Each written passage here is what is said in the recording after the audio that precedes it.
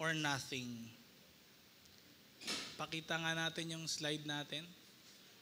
Okay. Please. All or nothing. Sabihin nga natin, all or nothing. Yan. Alam niyo po yung all or nothing, ginagamit ito sa kung saan pag ibibigay mo ba ang lahat, as in walang matitira, or hindi mo ibibigay lahat. No, hindi pwedeng merong butal, hindi pwedeng merong isang kumbaga kung magbibigay ka ng isang bagay, hindi yung may bawas, ganon, Ay, akin mo na yung isa. Hindi yung ganon, kundi talagang ibibigay mo ba lahat or hindi mo ibibigay. Alam niyo po, ito yung lifestyle. Wala pa rin bang slide? Wala pa rin, okay. Pakita na. Okay? So, all or nothing. Ito yung lifestyle talaga ng masasabi nating isang true disciple. Yung ibibigay mo ba lahat o hindi? Kasi kapag hindi mo binigay lahat, half-hearted. Yun siya eh. Pag hindi mo binigay lahat, lukewarm. Yun kalahati. O kaya masasabi natin, hindi talaga 100%. Kumbaga sa pagmamahal, merong hindi mo pa talaga binibigay yung todo. Hindi mo pa masasabing mahal mo talaga. Hindi mo rin masasabi na kaya mong ibigay or isuko lahat. No? Ang isang Christian, laging meron tayong choice. All or nothing. Lahat ba ibibigay mo para kay Lord o hindi? Alam niyo po, in the Bible, maraming mga Bible characters na kung saan pwede natin maging example na hindi ko na po nilagay dyan. Pero yung mga Bible characters na ito, sila yung mga Bible characters na kung saan talagang sumunod sila kay Lord. Nagkaroon sila ng pagsunod kay Lord. Nung pinaalay ni Lord si Isaac kay Abraham, diba, talagang readyng patayin ni Abraham yung anak niya kung hinihingi ng Diyos. Hindi nagpapadelay si Abraham, talagang sinusunod niya. No? Even si Moses, hindi yung Lord may condition talagang lagi, all the time, from the Old Testament, kahit din sa New Testament. No? Even yung mga hindi disciples ni Jesus, talagang all or nothing. Babalikan mo pa ba yung kasalanan mo o hindi? Laging ganon, Laging pinapapili talaga kung susunod kay Lord o hindi. Actually, yung all or nothing, yan yung mensahe ng gospel or ginagawa ng gospel sa atin. Again, ang gospel ay tinatawag na euangelion or ebanghelyo sa Tagalog. No? Anong ibig sabihin nun? Good news. Good news, hindi yung chismis, na nakikita natin ngayon. Kung hindi yung good news, yun yung merong bagong emperor. May bagong hari. Ang tanong ngayon, susunod ka ba o hindi? Iwo-worship mo ba siya o hindi? Yun, Ngayon, kaya po napaka-persecuted ng early church dahil ang emperor ng early church, hindi yung emperor ng Rome, kung hindi emperor nila ay si Jesus Christ, ang ating Diyos na buhay. Ngayon, pag tinawag ng mga tao na may good news, lahat talaga papapuntahin dun sa messenger. Then sa likod ng messenger, meron hong army. No? Lahat ng luluhod, maliligtas. Lahat ng hindi luluhod, mamamatay. Walang, Lord, luluhod muna ako kasi baka patayin ako, Lord. Di ba? Ganun tayo. Di ba? Parang, naintindihan naman ni Lord siguro kasi iti-treasure ko yung life ko eh. Pero pag tinignan natin yung scriptures, hindi ganun yung message ni Jesus pagdating sa kaharian ng Diyos. No? Now, sa ating buhay, nahati ito sa maraming klase ng aspeto, pero nagbigay lang ako dito ng 4 na picture. Pakita nga natin. Pwedeng, para sa atin, we have this time sa buong araw. May time tayo sa family, may time tayo sa work, may time sa church, may time sa school. Maganda yan lahat. Amen? Lahat nagagawa natin, may time tayo. Maganda yon. Pero sa totoo lang, yung truth, again, hindi natin mababalanse yung buhay natin.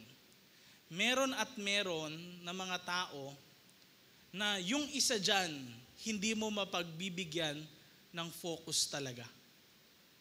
Yun yung truth. Imagine na lang natin sa loob ng isang linggo, ilang oras kang nasa work or nasa school. Tapos ilang oras kang nasa church. Sama mo na rin yung pagbabasa ng Bible mo, pagpe-pray mo, sama mo yun. Tignan niya, mas marami pa talaga tayong oras sa ibang bagay kesa sa mga oras kay Lord. Tapos kapag na-busy ka, ano nangyayari? Yung option na tatanggalin mo, yung oras pa sa church. Pansin nyo? Bakit? Bakit kaya? Bakit kung ano pa minsan yung pag na-busy tayo, yung oras pa sa church, oras para kay Lord, or the things about God, lahat-lahat na po yun ha. Kasi ang konti lang talaga eh. Kahit sabihin natin na ganun eh. Ako nga sa school ko, 3 hours ha. Pero kailangan meron kang additional na 9 hours sa pag-i-study mo pa sa master's ko. So, kung makikita nyo, halos 12 hours per subject yung kailangan. Kaya ang tagal ko pa bago ako makagraduate, ano? Then, sa ibang mga aspeto ng buhay natin, marirealize natin ngayon, teka, balanse nga ba talaga ako? Ito no, minsan ganun eh, sabihin ng magulang natin sa atin, anak, parang wala ka ng time sa akin. Di ba ganun eh? O kaya sasabihin ng mga anak natin, mami, parang lagi kang wala. Ngayon, pag ganun, ano nangyayari? Ang aalisin natin, ay, pupunta kasi ako ng Tuesday sa church. Sige, hindi na muna ako pupunta. Ganun nangyayari, di ba? Pero yung trabaho, hindi yung, ay, mag-off muna ako na, mag-early out muna ako. Hindi natin naisip yun. No? Pero pagdating sa things of God, bakit kaya laging dun yung bawas? Laging dun yung ano, no? Samantalang, what matters most in life, when it comes to the scripture, is actually the things of God. Now, hindi po sinasabi na wag nang magtrabaho kasi in the Bible, nagtatrabaho si Paul, even si Lydia, mga tela-tela yung ano ni Lydia, trabaho niya, businesswoman nga siya, no? Even the apostles themselves, may mga work pa rin sila kahit sila nagpipreach ng gospel. May mga ganon, ano? Now, iniisip ko rin po sa mga meditation ko tsaka sa pag-sharing ko sa mga people around us, ito kaya yung church or generation na na-imagine ng mga apostles. No?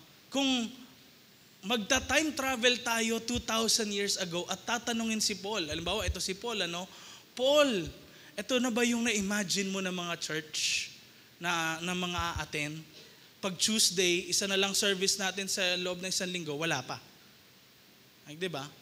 Or, hindi na nga naka-attend ng connect group, hindi pa attend ng midweek, diba ganon? Hindi na nga nag-pray, hindi pa attend ng prayer meeting. Yung mga ganon. Hindi tayo nagko-condemn, but we need to rethink ourselves. No? Are we putting more time kay Lord or sa mga ibang bagay na less important for us?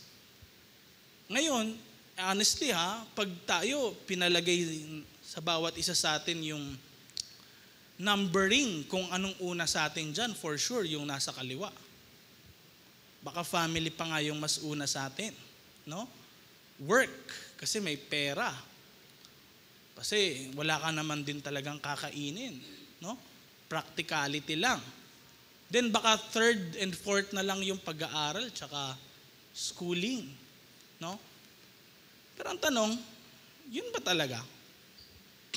Kasi baka parang kaya tayo petics lang din, ang feeling natin, okay na eh, anytime na mamatay ako, sa langit naman ako. Yun yung feeling natin, di ba? Like, na-born again na ako, sabi ng pastor, tinanggap ko na si Christ. Therefore, di ba, lahat ng tumanggap, ano na? Ligtas. Sige, once a month na lang ako atin. Pansin nyo, di ba? Ligtas na ako, I'm safe. Safe na ako, okay na ako eh. Or, pwedeng sabihin natin, naintindihan naman ni Lord. I'm safe eh. But actually, kung titignan natin, yun ba talaga? Ganun ba talaga lang kadali? Tinanggap ko si Lord, okay na.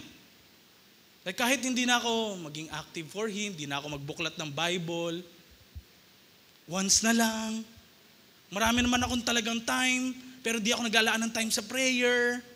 Ganun na lang ba talaga? Ganun lang ba kadali? No? Alam nyo, yung mga taga-Philippians, nung nandun si Paul, kasama nila, sinusunod nila si Paul. Pero nung time na umalis si Paul, di ba parang bata, ganun ano? Pag binabantayan mo, tahimik. Tapos kapag umalis ka na, grabe, nagwala na, di mo na alam kung anong ginawa, no? Ganun yung mga taga-Philippians. Tingnan nyo, Philippians chapter 2, verse 12. Ano sabi ni Paul? Kaya nga, mga mahal kong kaibigan, since lagi nyo naman akong, sinusunod nung kasama ko kayo. Di ba? Laging sinusunod si Paul. Siyempre, kasama, bantay sarada ni Paul, ano? Ngayon, meron siyang parang papitik, di ba, sa kanila. Tignan niyo, ano sabi niya? Sana, mas sundin niyo ako ngayong wala ako dyan. No? Ngayong wala ako, hindi ko kayo nakakasama. Ngayong hindi naman tayo lagi nagkakasama. Hindi madalas. Hindi matagal. Sundin nyo naman ako. At yung unang sinabi niya, tignan nyo, no? Magsikap kayo ng may takot at respeto sa Diyos. First and foremost na sinabi niya. Na ano daw? Magsikap ng may takot at respeto sa Diyos. Sinabi ni Paul na parang, sige, kahit wala ako dyan, si Lord na lang isipin nyo. Isipin nyo na lang, kasama nyo si Lord. Sa lahat ng ginagawa nyo, kita ka. Alam ni Lord na wala kang time sa Kanya or perhaps may nilalaan ka ibang time, tinamad ka. Alam ni Lord lahat yun eh. And then, may duktong si Paul. Tignan nyo, no? Teka, akala ko ba kumpleto na yung kaligtasan namin? I'm saved, di ba? Yun yung iniisip natin. Basta tumanggap ka kay Lord, okay na Paul, at least wala na si Paul, I'm ready to do whatever I want. Kahit siguro di umaten, wala yung leader ko, di ako aaten, perhaps ganun tayo.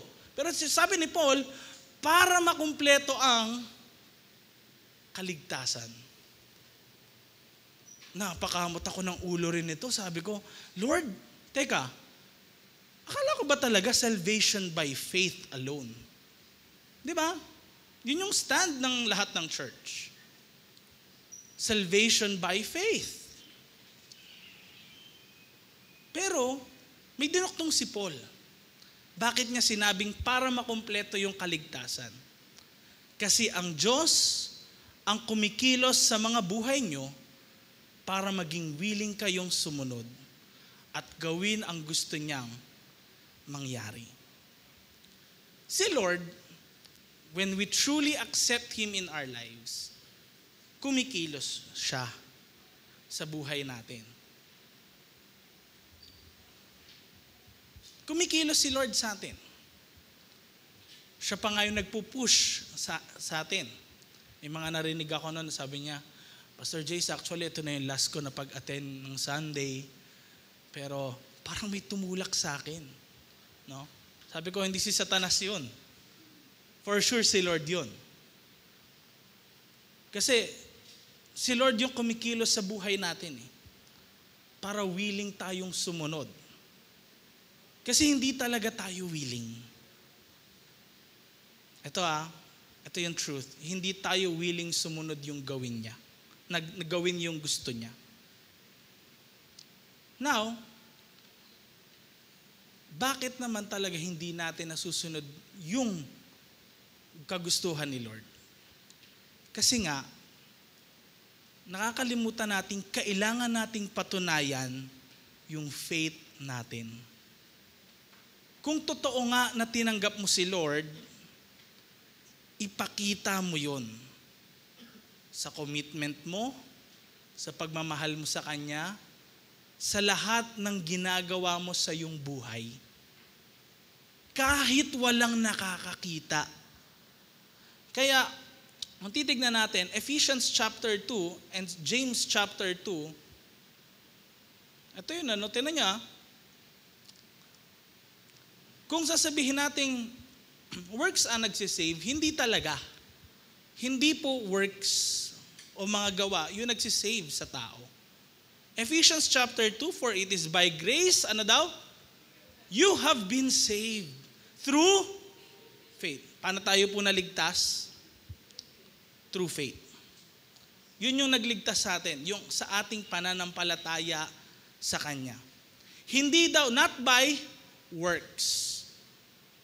Pero on the other hand, si James,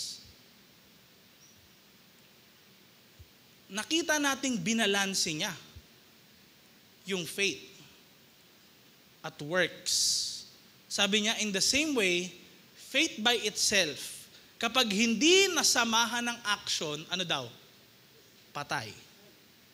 So hindi pala natin masasabing, okay, ligtas nga ako, tapos, basta tinanggap ko lang si Lord, ligtas ako, tapos gawin ko na yung ganito, ganyan, di ako maging committed, okay na. Hindi po pala ganun. Kasi bakit? Kung ganun yung faith mo, dead. Pag hindi mo pinakita sa actions mo. Akala natin, all along, we are saved, pero hindi pala. Dahil bakit?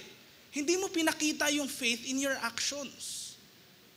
Contented ka lang na basta meron kang sinabing few words, akala mo, save ka. Kaya tignan nyo, but someone will say, you have faith, I have deeds. Sabi nung isa, di ba? May faith ka, ako may gawa ako. Pero, tignan nyo, sabi ni James, show me your faith without deeds. And I will show you my faith by my deeds. Paano mo malalaman kung may faith ang isang tao? Makikita mo sa kanyang gawa. Paano siya magsalita? Paano siya mag-commit ng sarili niya kay Lord? Makikita mo kung sino talagang may faith.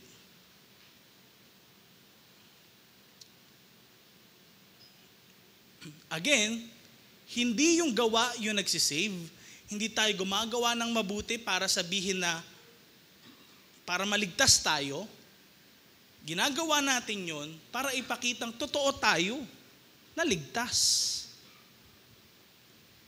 Kaya, tinype ko dito. Tayo ay naligtas, next slide please, sa pamamagitan ng pananampalataya. Ngunit kailangan nating ipakita ang ating pananampalataya sa pamamagitan ng ating mga gawa. Ang mga gawang ito ay hindi nagliligtas sa atin dahil tayo ay naligtas na sa pamamagitan ng pananampalataya. Nakuha ho ba natin mga kapatid? Amen ba dyan? Now, yun ang faith. And si Jesus,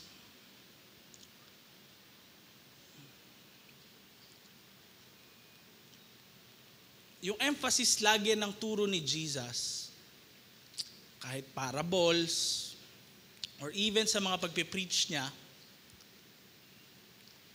laging kailangan nakikita yung gawa or bunga ng pananampalataya.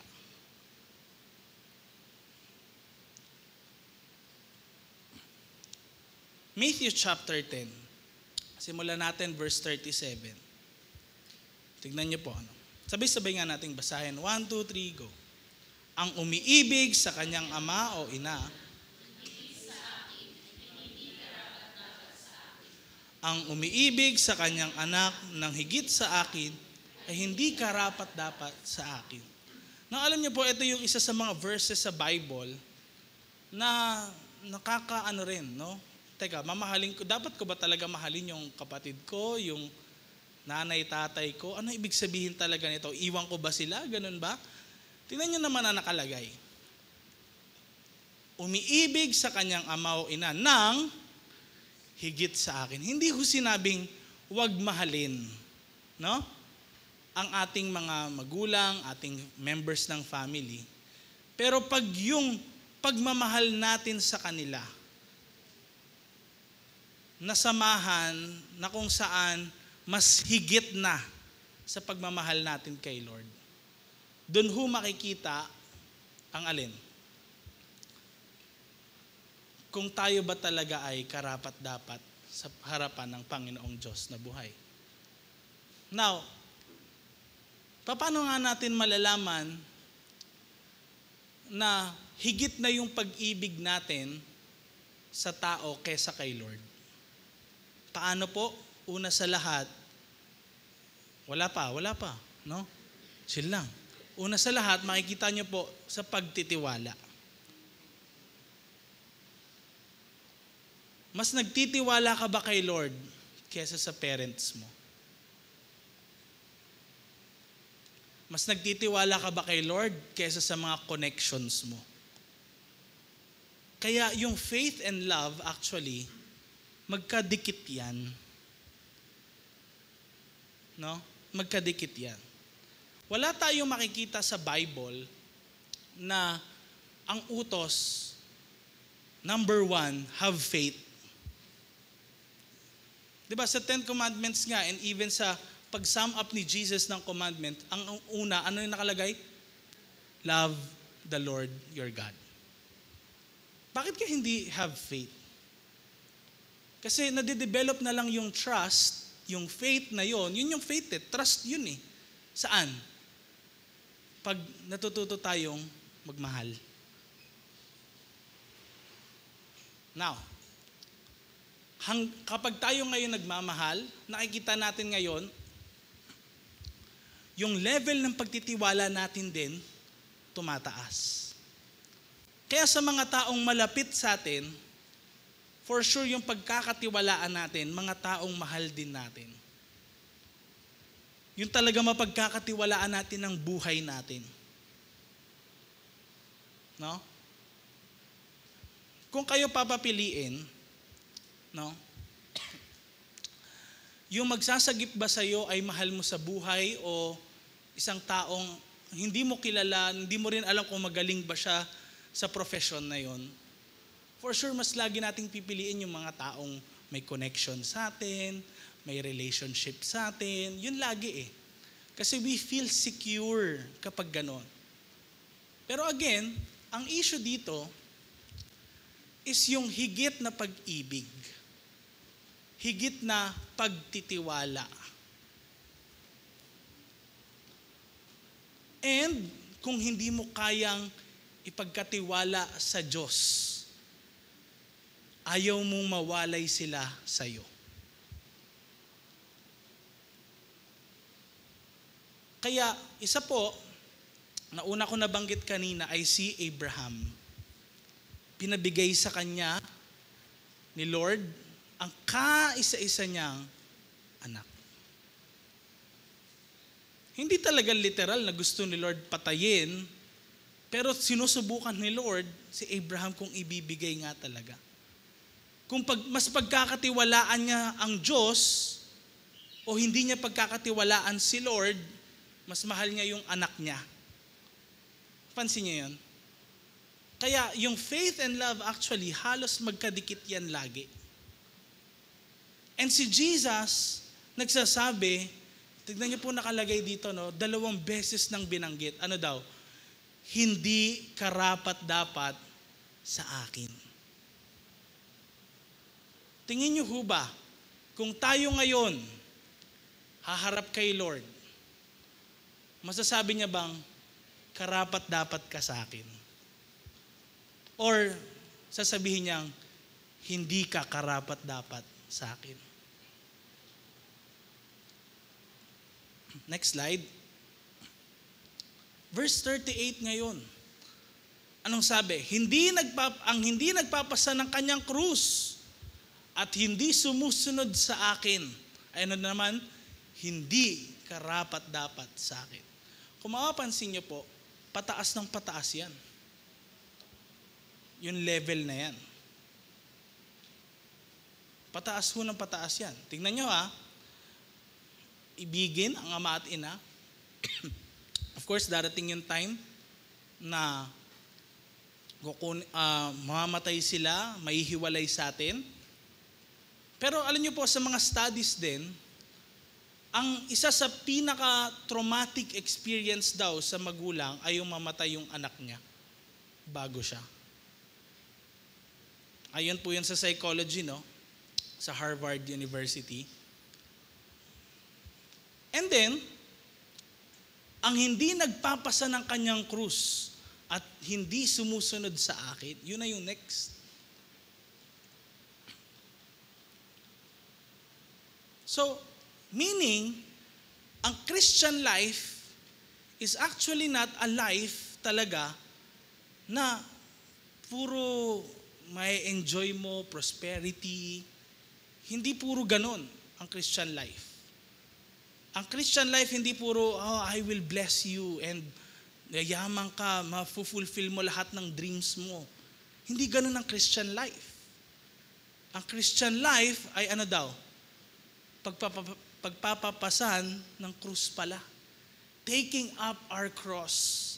Ano yung taking up our cross? May sacrifice tayong kailangang gawin. Sa pagsunod kay Lord, meron ka mga kailangang i-number 2, i-number 3, i-number 4. Laging number 1 yung pagsunod kay Christ. Kaya verse 39, tignan niyo po anong sabi, ang nagsisikap magligtas ng kanyang buhay ay mawawalan nito. Ngunit ang mawalan ng kanyang buhay, alang-alang kanino daw? Kay Lord. Ay magkakamit nito. Bakit gano'n na lang yung early church? Pagdating sa persecution, hindi sila sumusuko. Meanwhile, inaasar ka ng mga friends mo. Takot ka na matiwalag sa circle of friends nyo. Hindi mo sinasabi sa work mo or sa school mo, sa tropa mo na Christian ka, umaating ka ng church. Bakit? Ba't hindi mo mabanggit?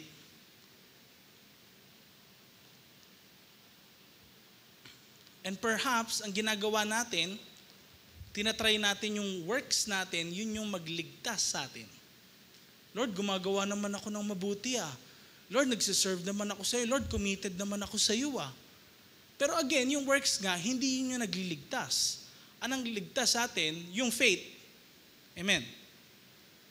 Pero ngayon, dahil nga may faith kasi nasabi mo, kailangan ipakita mo yun. So paano mo papakita na may faith ka? Una si Lord. Mas mahal ko si Lord kaysa sa ama at ina ko. Mas mahal si Lord kaysa sa anak ko. Mas mahal ko si Lord kaysa sa lahat ng bagay na meron ako. Paano mo masasabing mahal si Lord? No? Of course, sa atin, kahit sabihin nating tinanong ng isang tao, mahal mo ba si Lord? Opo, madaling sabihin yun Pero pag pinapili ka, kung ang Diyos ba or ganito? Something na important sa buhay mo. Pag pinapili ka na, dun lang natin marirealize kung gaano ba ka-important sa atin si Lord. Sa panahon nga kasi natin ngayon, we face almost no persecution. And bakit ho kaya ang early church mas dumadami? Dahil sa persecution. Actually, yung fastest growing church ngayon, wala sa Pilipinas, wala sa Amerika. Alam niyo kung saan? Sa China. Napakarami ho ng mga nako-convert na Chinese. Bakit? Kasi in that phase of persecution, dun tayo nakikita pag nape-pressure ka na. Sino ka ba talaga? Hindi lang ho sa persecution na test. Actually, ito rin kahit sa blessings, na-amplify ka ng pera mo. Kung sino ka, nakikita kung sino ka ba talaga. Binigyan ko ng pera si Raymond. Binigyan ko ng pera si Kuya Irvin tsaka si Hannah. Parang parable of the talents. Makikilala kung sino ka talaga pag meron ka na nung bagay na yon. Binigyan ng trabaho si Hannah, binigyan ng trabaho si Tin, si Cams. Ang tanong, sinong magko-commit pa rin kay Lord? Or sasabihin, busy na ako eh. Marami na akong gawa eh. Mag-o-online na lang ako. Mapapansin natin, when blessings comes, or yung dreams natin nangyari na, actually, yun pa nga rin yung challenge sa atin. Kaya, alam niyo po, nung kino-contemplate ko rin, yung life ng mga apostles, hindi naman sila namatay dahil may napakarami silang pera. No? Hindi sila namatay dahil tumakbo sila sa eleksyon. Hindi ganun eh. Hindi sila namatay dahil sa may ginawa silang di maganda. Hindi yun eh. Bakit sila namatay? Dahil sa pagpipreach about Christ. Then, sa panahon din natin ngayon, why are we so afraid na i-preach si Christ? Kala ko ba all or nothing? Kala ko ba all out tayo na magsaserve kay Lord? Sabi ni Hannah, best worship. Best nga ba yung nabibigay natin? Best ba talaga yung lumalabas sa bibig natin? Kaya, lagi po ang life natin, hindi balanse katulad nito. Next slide. Next slide, please. Okay? Nakita niyo ba yung scale na yan? May maliit na nakalagay sa gilid. Treasuring our life that we will lose. Yun yung concept ni Jesus, no? Ni Lord. Kapag tinreasure mo yung buhay mo, tinreasure mo na, okay, yung reputation ko, sa baka mamaya, pag sinabi na ako nag-church, hindi na Christian na ako, baka mamaya, layuan nila ako. Baka anuhin nila ako. Baka maalis ako sa work ko kapag ganun. We treasure our life. Meanwhile, on the other hand, pag hindi mo naman tinreasure yung life mo, next slide, ayan. Oops, hindi. Balik, yan. No? Pag di mo naman tinreasure yung life mo, you will gain it. Yun yung concept ni Lord. Tingnan niyo yung nakalagay sa Matthew chapter 16. Again, inulit na naman ni Jesus. Tingnan niyo yung emphasis Again, hindi po si Jassel Baga ang nagpipreach nito. Hindi si Paul, hindi si Peter. Ang nagsasalita sino? Si Jesus. Tingnan niyo, ano sabi? Sino mang nagnanais na sumunod sa akin ay ano daw? Kailangang itakwil ang kanyang sarili. Alam niyo po, bilang anak ng pastor, normal ho ako na nakakaranas din ng tinatamad na umattend sa church, katulad niyo. Huwag niyo hong isipin na, ay sina bishop yun eh, kaya kaya nila yun. Hindi ho. Actually, ganun ho yung buhay ng Kristiyano. Sabi ko nga parang ayoko na maging anak ng pastor. Noon na, ganun yung nasa isip ko. Ayoko na maging anak ng pastor kasi lagi na lang nasa church, buti pa yung iba. Okay lang kahit di umatin eh. Pero nabasa ko to, sabi ko, teka, yung nagnanais talagang sumunod kay Lord, meron kang ring part. Somewhat part. Na pinapakita mo talagang gusto mong sumunod kay Lord. Meron kang denying to self. O nga, tinatamad ka pero babangon ka. Pupunta ka, maglalakad ka. Magbabiyahe ka kahit mahirap humanap ng parking. Kahit mahirap na malayo, ganyan. Kaya na mayroon ka pang ihahatid sundo. Kasama yun. Kasi part yun pala sa pagsunod kay Lord. Magtaka ka, pag wala ka ng tinatakwil sa buhay mo, at okay lang sa'yo lahat, question your life. Kasi yung nagnanais talagang sumunod kay Lord, may dinideny sa kanyang sarili. Dapat nanonood ka ng ngayon, Netflix, kasama mo family mo, kasama mo ibang friends mo, pag Tuesday. Ba't hindi mo ginawa yun? You're here.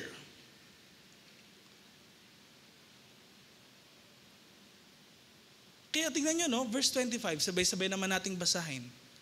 Ang naghahangad na magligtas ng kanyang buhay ay mawawalan nito.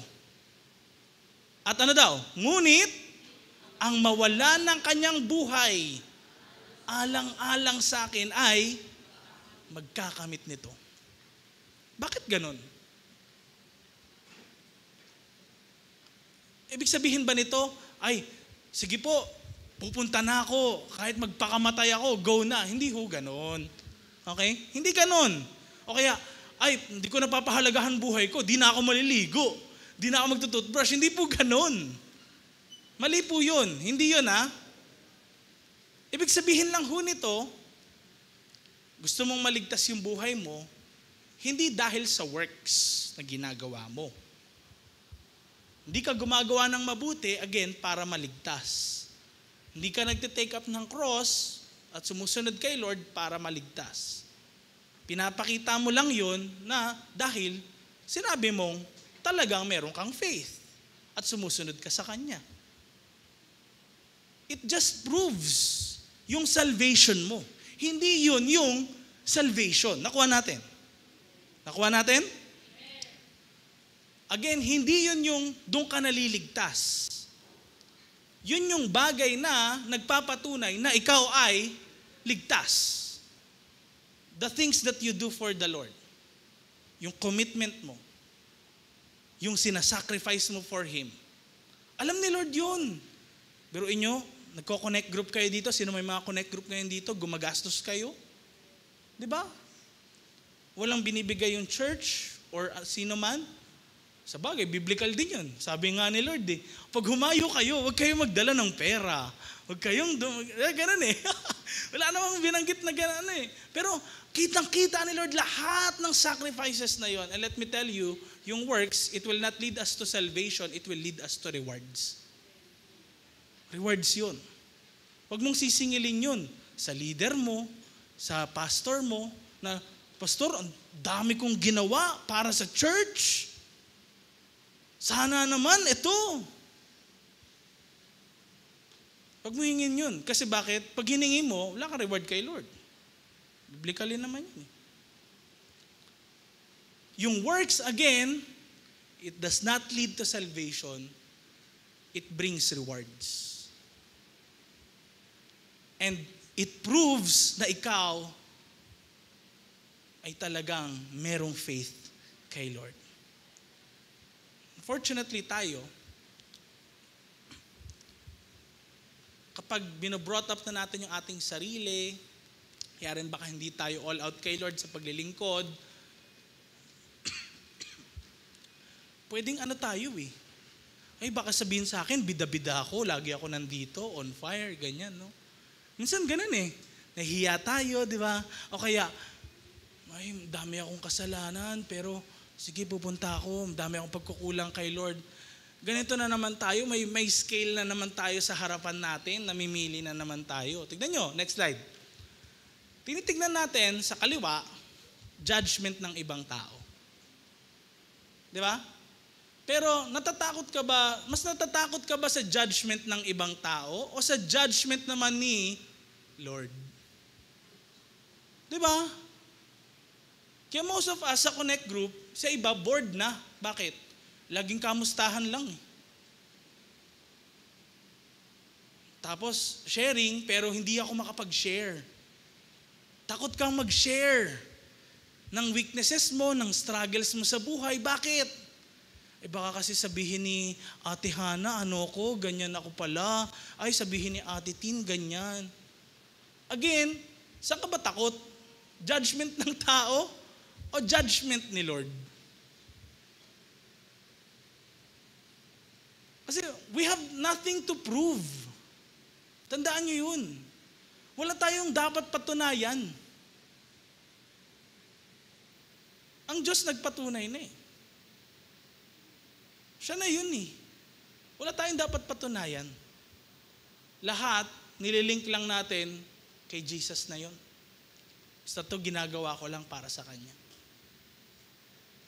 No? Kaya, anong mas matimbang sa'yo na judgment? Judgment ng tao o judgment ni Lord? Kasi yun yung di natin nare-realize. Now, dumating sa time, in the book of Matthew pa rin, pero chapter 8 naman, yung mga alagad ni Jesus, nasa bangka, may storms, ang laki ng waves, lakas ng hangin, lakas ng ulan, may kulog, may kidlat.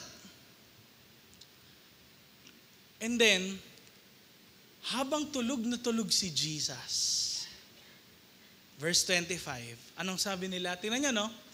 Panginoon, iligtas niyo kami, mamamatay kami.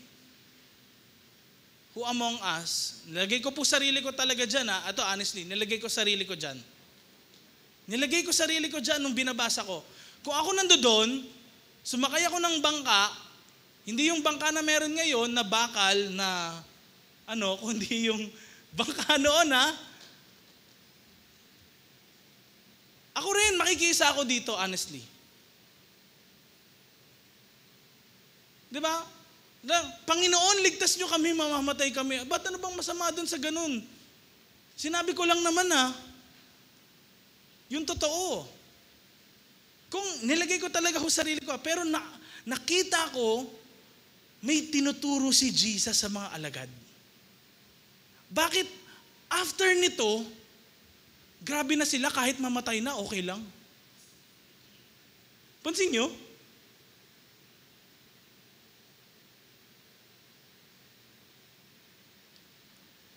Verse 26. Anong sabi ni Jesus? Bakit kayo natatakot? In every fear, maliit man o malaki.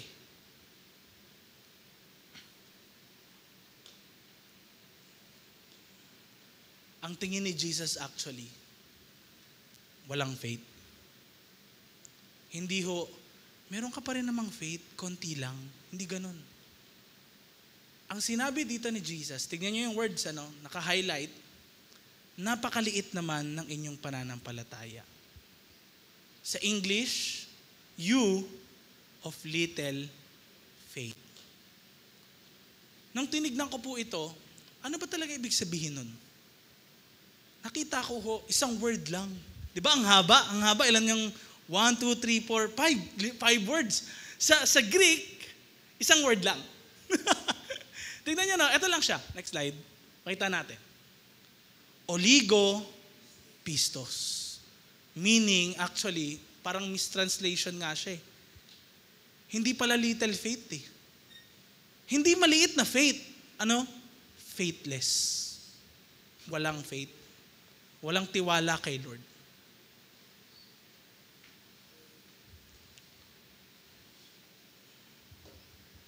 Yun pala yun. Kaya bakit na lang ganun ka-bold? Yung mga early church, hindi, sige, gagawin ko to, magpipreach ako, tatayo ako. Okay lang kahit malaman nila na Christian ako. Kahit pinipersecute sila, pinapatay yung mga kamag-anak nila, makikigather pa rin ako. Bakit ganun sila?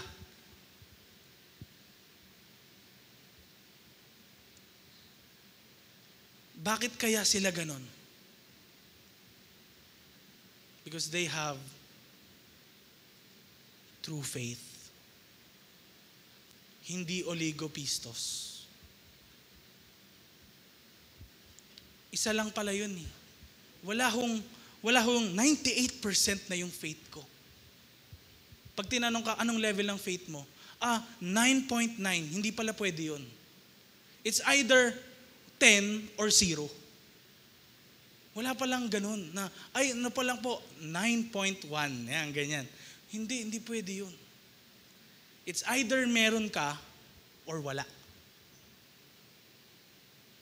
Kaya all or nothing.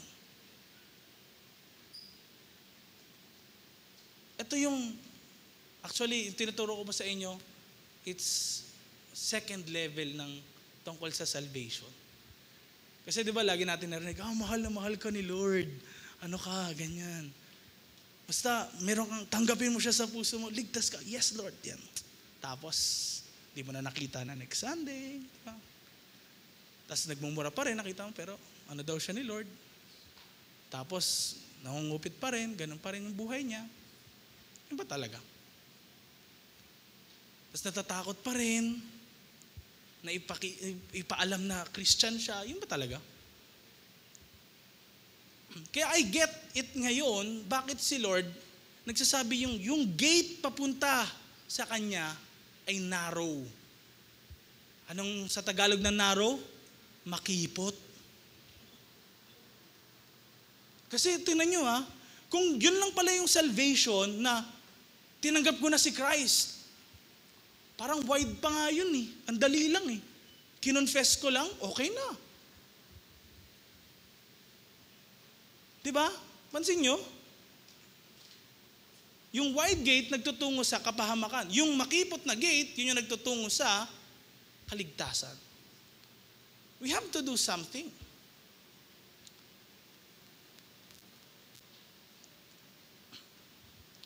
Bakit ngayon yung early church, ganun sila.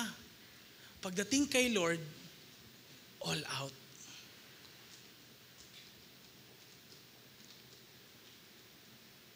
Ang worry ba nila, hindi na sila kikita ng pera? Worry ba nila, hindi na mape-persecute sila? Bakit meron silang certain boldness? Kaya ako sinasabi po sa inyo, ito kaya yung na-imagine ni na Apostle Paul, Apostle Peter na mundo.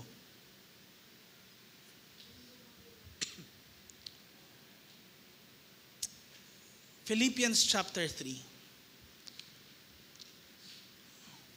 Tingnan nyo si Paul,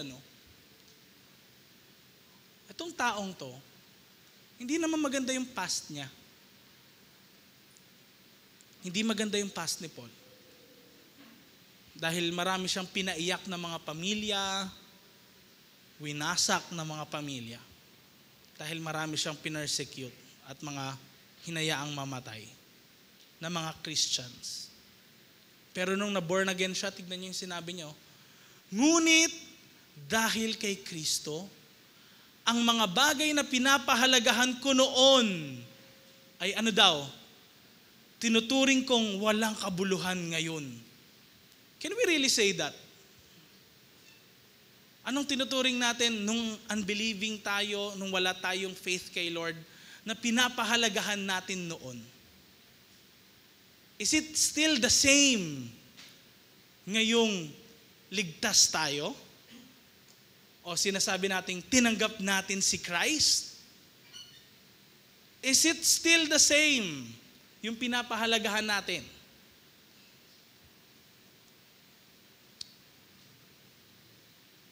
Kaya, nung binabasa ko po ito, ngunit tinuring kong walang kabuluhan na ngayon. Talaga, Paul? Yun yung sagot ko eh. Sabi ko, talaga, Paul? Tinuring mo ng walang kabuluhan? Tapos sumagot si Paul. Tignan nyo, no? Verse 8, oo, tinuturing kong walang kabuluhan ang lahat ng bagay. Ano daw? Kapalit ng mas lalong mahalaga. Again, may kailangang mawala para magkaroon ka.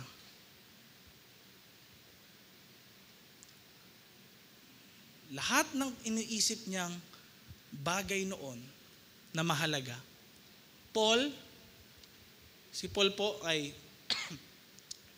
galing kay Gamaliel, and even yung mga writings ni Paul sa New Testament, may halong philosophy actually.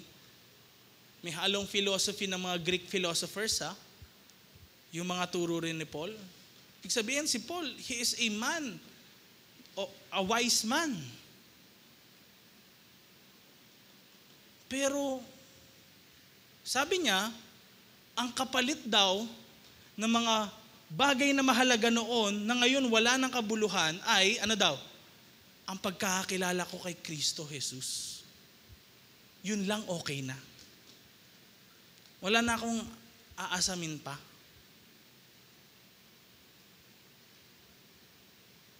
Yung pagkakakilala na lang kay Jesus as my Lord, yun yung hinahanap-hanap ko lagi. Kaya tignan nyo, ano yung next na sabi niya? Sabay-sabay nating basahin. Ang lahat. 1, 2, 3, go. Ang lahat ng bagay ay pinalagay kong walang kabuluhan at tinuring kong basura. Makamtan ko lamang si Kristo at lubos na makipag-isa sa Kanya. Again, it's all about the gospel. Kailangan may iwan ka. Susunod ka na meron kang dating emperor, dating Diyos, or eto ngayon, iiwan mo lahat at susunod ka sa bagong hari. That's the gospel eh. Alam nyo ba, yung sinakalagay dyan pinalagay kong walang kabuluhan at tinuring kong basura. Yung basura actually, alam niyo kung ano yun? Dung. Yun yung translation niya talaga, dung. Sabihin, dumi ng hayop. Magugulat kayo bakit si Paul nagsalita ng ganun. Ibig sabihin talagang walang kabuluhan. Parang okay lang, mawala yung pera ko, mawala yung pinag-ipunan ko, yung achievements ko, lahat yon, yung meron akong title sa pangalan ko, yung lahat, may trophy man ako, ang dami kong church na na-plant, ang dami kong leaders na natayo. Minsan kasi yun yung danger din kahit sa preachers katulad namin or even sa mga pastors. Ay, marami na akong achievements. Ay, marami na akong members bilang leader. Pero hindi yun eh. Babalik ka pa rin sa pinaka-center ng lahat. Si Christ. Kaya si Paul, ini-echo niya actually yung sinabi ng wisest man na nabuhay nung kapanahunan niya. Sino yun? King Solomon. Anong sabi sa Ecclesiastes 1 verse 2? Meaningless, meaningless, says the teacher. Utterly meaningless. Everything is meaningless. Napansin nyo? Parang parehas na parehas sila ni Paul kung magsalita. Walang kabuluhan. Walang kabuluhan lahat. Ang kabuluhan lang kasi talaga, sabi ni Paul, si Christ. Siya lang yung gusto kong makilala sa buhay ko. Siya lang yung gusto kong magkaroon lang ako noon. Okay na ako. I'm satisfied. Kaya merong Philippians 4:13. I can do all things through Christ. Hindi ko kailangan ng titles para pumasok ako sa langit or gawin ko yung plano ng Diyos sa buhay ko. Hindi ko kailangan yun. Minsan iniisip pa natin, kailangan natin graduate tayo ng Bible school para ka magamit ni Lord. Hindi kailangan nun.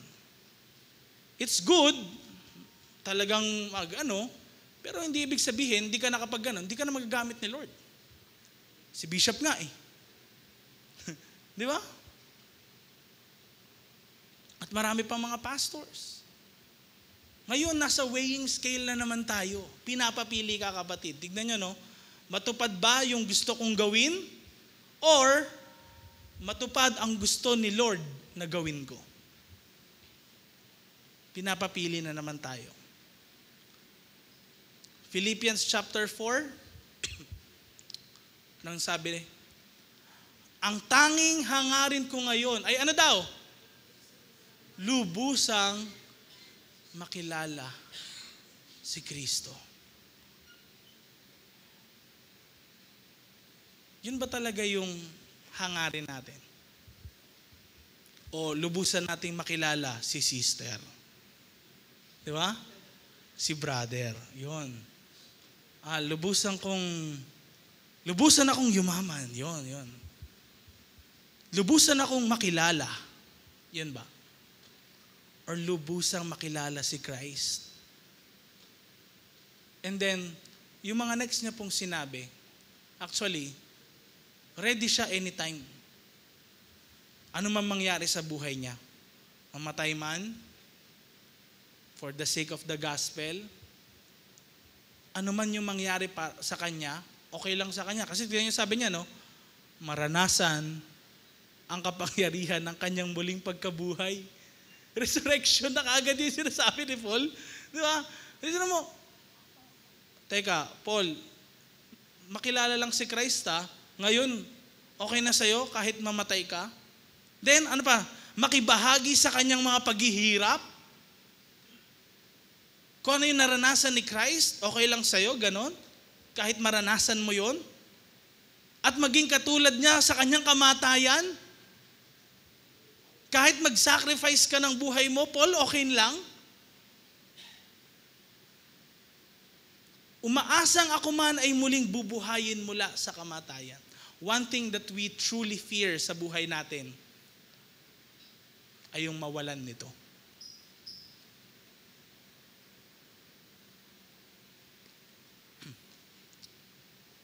Malalaman nyo kung mahal kayo ng kapwa nyo, kahit ng mahal nyo sa buhay.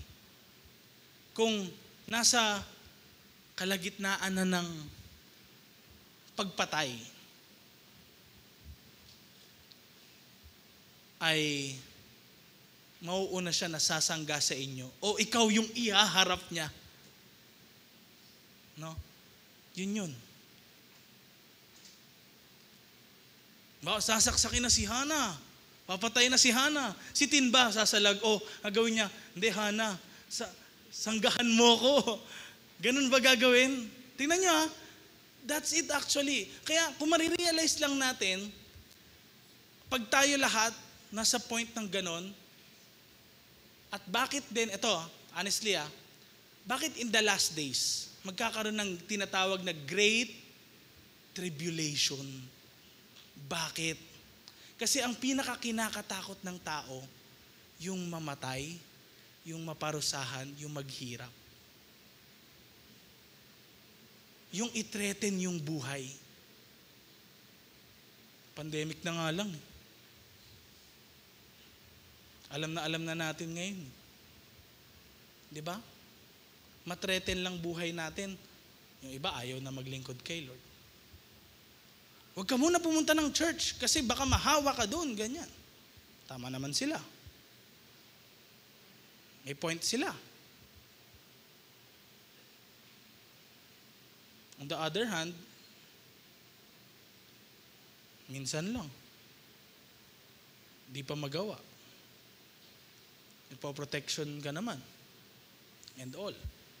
lahat ng makikita natin, hindi tayo nagja-judge, of course. Pero again, kita sa works.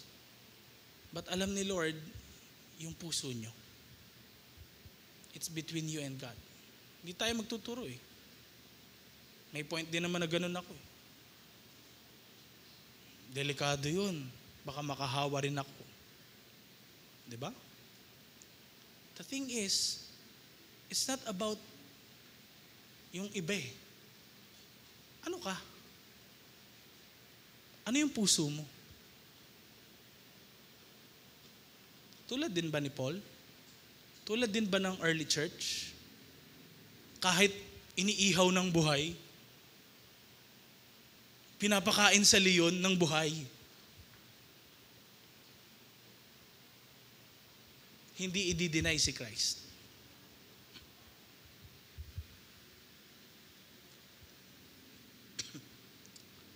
Sabi sa Matthew chapter 28, kaya sige, lumakad kayo at gawin niyong disciples ko ang mga tao sa lahat ng mga bansa.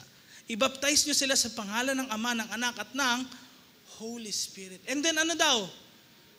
Turuan nyo silang sundin ang lahat ng inutos ko sa inyo. Ano ba inutos ni Jesus? Love God, love people.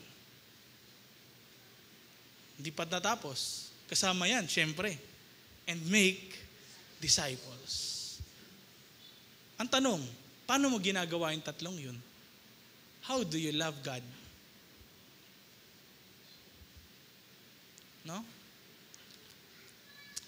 Napangaral ko po ito nung morning, Matthew chapter 24. Sinong wala nung morning? Taas kami, para lang po, no? Hanggang sa, ayan, okay, marami-rami. Okay?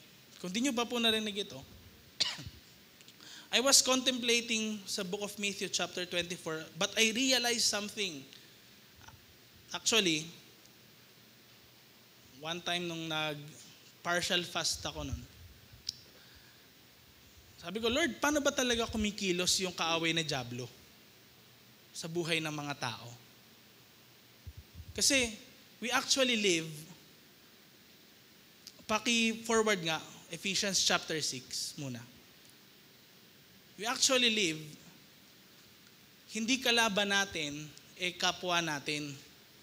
Or yung nang chismis sa'yo, ganyan, hindi yun. Yung pinaplastic ka, hindi yun. Tignan nyo nakalagay natin, for we do not wrestle against flesh and blood. Yung katabi mo, hindi mo kaaway.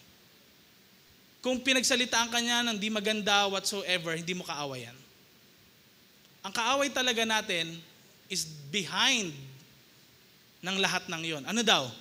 Against the rulers. Hindi yung president, merong in the spiritual realm, meron talagang behind everything. Behind sa lahat ng kasamaan. And they are called the rulers, the authorities, the cosmic powers over this present darkness, and spiritual forces of evil. Yung mga demonyo ho, actually, wala sila sa hell. Andito ho sila. And they are ruling. Dito sila sa lupa. Kumikilos sila.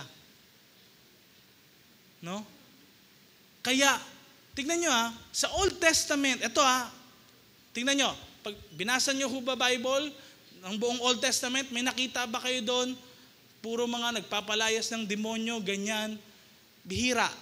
Actually, sabi ng mga scholars din, yung original translation ng Hebrew, 3 lang daw yung word na maano natin sa demonyo.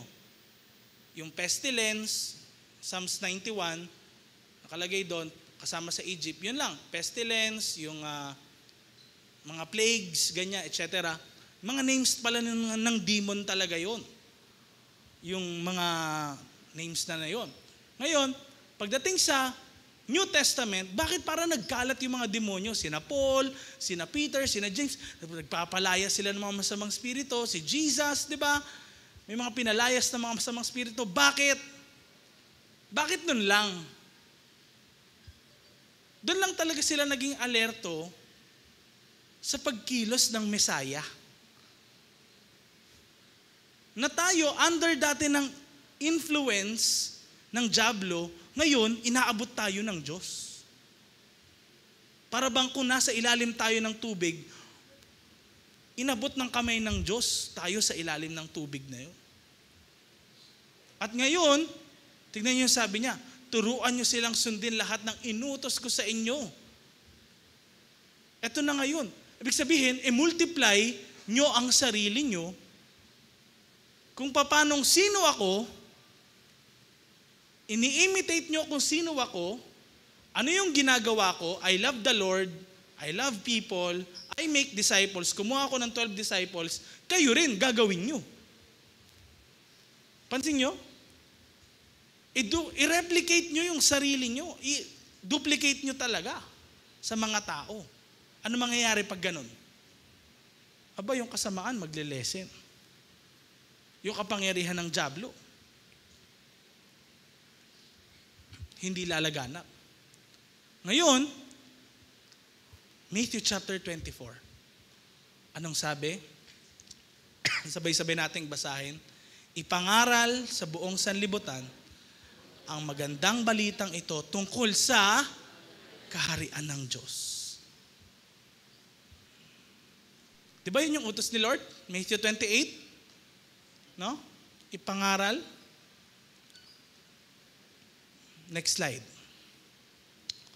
Upang magsilbing patotoo. Saan daw? Lahat ng mga bansa. Then take note, at saka darating ang wakas. Ang tanong, napakalaking tanong, bakit kaya sure na yung believers nung unang panahon darating na si Lord? Si Paul din sa mga letters niya, sure nang darating. Pero ba't hanggang ngayon, 2024 na, nasa na si Lord? Hindi, actually may promise si Lord. Nakalagay, ipapangaral sa buong sanlibutan ang magandang balita tungkol sa kaharian ng Diyos. And surely, ngayon po may 2.4 billion na hindi pa nakakatanggap ng gospel.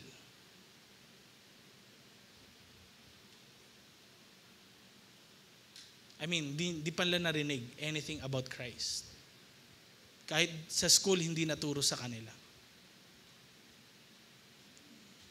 And even ngayon, wala ring tumatanggap ng gospel or ayaw magamit na mag-share ng gospel.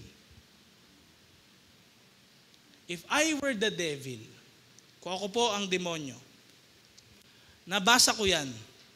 Kasi tayo, alam lang talaga natin, di ba? John 3:16, Romans 6:23, no? Si Satan nga nung tinetempt si Jesus, di ba, nagko-quote pa siya ng Bible verse, di ba? Ito, tinan nyo, no? If I were the devil, alam kong darating yung wakas. Alam ko, talunan na ako. Di ba?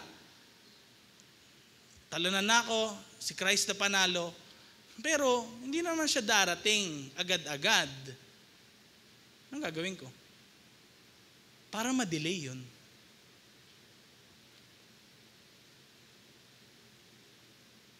Sasabihin ko muna, okay, ang i-promote nyong idea, yung Bible, gawa lang ng tao. Myth lang yan, ganyan. Ang totoo, galing kayo sa unggoy, yan. Kaya mga ugali nyo, yan, ganyan. Mukha nyo rin, ganyan. Yan Paniwalang-paniwala naman ngayon yung mga bata, di ba? Sa school, kahit ano. Theory pa lang yun theory Tapos feeling, yun na yung totoo, theory pa nga lang. Evolution theory, di ba? Kala, yun na yung truth, evolution truth na kagad. Hindi, theory pa nga lang Tapos, ganito, sabi ng dyablo ngayon, okay, nagtagumpay na ako, nataniman na sila. Sige, asarin natin yung mga Kristiyano. No? Pag sila, ganyan, ay tawagin natin silang burn again. Tapos ano rin, lagyan natin sila ng takot pag nagsishare. Pag na-judge sila, hindi na sila magsishare. At pag hindi na share yung gospel, hindi darating yung wakas, kaya tayo magsasaya. Pansin nyo?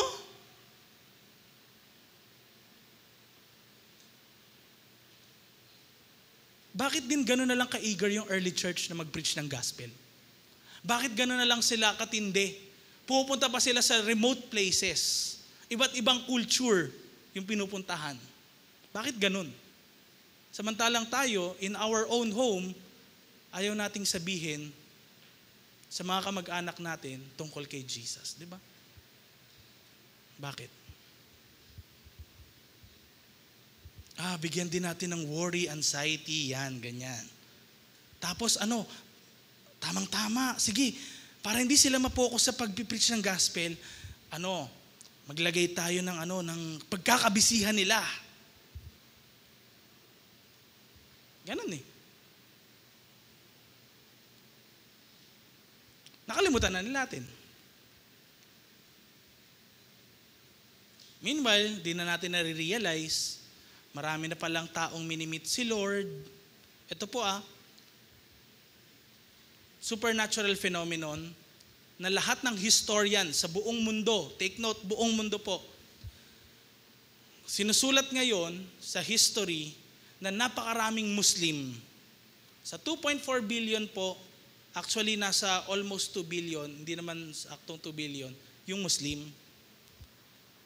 Pero napakarami pong Muslim ngayon na nanaginip. Hindi na napapanaginipan si Buddha, si Allah, napapanaginipan nila si Jesus. Kahit mag-search po kayo sa YouTube at mga historians natin, yun yung nakakalat nila. Bakit kaya? Is there something about Jesus?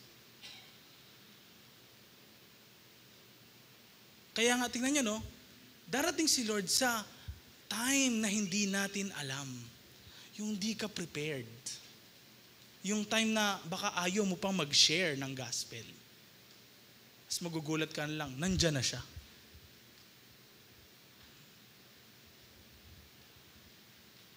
Kaya, titignan natin ngayon, how Satan works. Kung alam natin paano siya gumalaw, alam din natin paano tayo atake. Amen? At hindi rin tayo mahihiya na i-preach yung gospel. Basahin ulit natin yun. Ephesians 6, last 2 verses, bago tayo magtapos. For we do not wrestle against flesh and blood, but against the rulers, against the authorities, against the cosmic powers over this present darkness, against the spiritual forces of evil in the heavenly places. By the way, kahit kayo mag-search ngayon, lahat ng testimonies na merong alien encounters, sinasabi sa kanila ng alien, ayon sa testimony nila wag niyong paniwalaan si Jesus.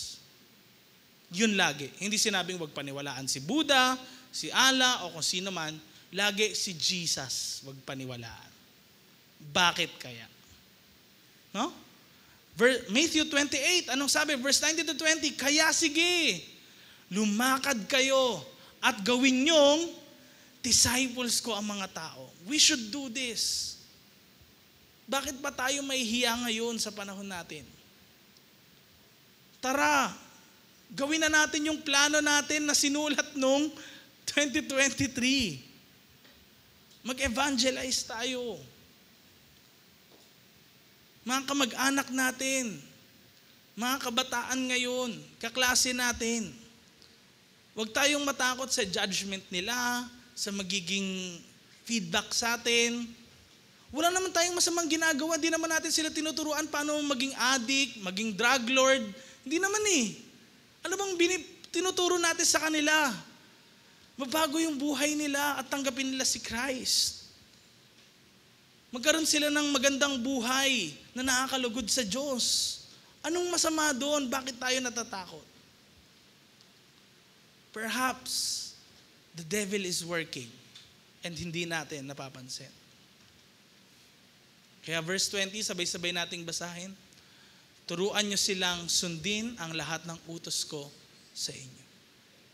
Tandaan nyo, kasama nyo ako palagi hanggang sa katapusan ng panahon. Hindi na po ako mag-altar call. Pero I believe na taniman kayo ng bagay na ito. And I hope it empowered us na hindi tayo mahiya at hindi tayo magpagapos sa kaaway na dyablo. Amen? May gagawin si Lord sa church natin, alam niyo ba yun? May harvest na mangyayari. Ibig sabihin nun, alam na natin paano kumilos si Satan. Ngayon, hindi tayo mahihiya. At pag hindi tayo nahiya, hindi tayo natakot, totoong faith yung dala-dala natin. Amen? Tayo manalangin. Lord, we thank you because truly you are here with us. When the gospel is preached, pag tinuturo po namin sa mga tao na sundin yung utos nyo, magmahal sa iyo ng higit sa lahat, magmahal sa kapwa, and gumawa ng disipulo. Sabi nyo sa inyong salita, kasama namin kayo. Kaya Lord, ngayon, we believe you are with us. You are with us, Lord. Gabayan niyo po ang aking mga kapatid. Maranasan po nila yung kapangyarihan ninyo sa kanilang buhay. Magpatotoo kayo sa kanilang Panginoon, sa kanilang family, sa kanilang workplace, sa kanilang school. Lord, magkaroon ng true revival sa kung nasaan sila. Lord, we dedicate ourselves to you. Ikaw po yung maluwalhati at mataas sa aming buhay. In Jesus' name, amen and amen. Praise God. Palakpakan naman natin si Lord. Okay? Pwede na po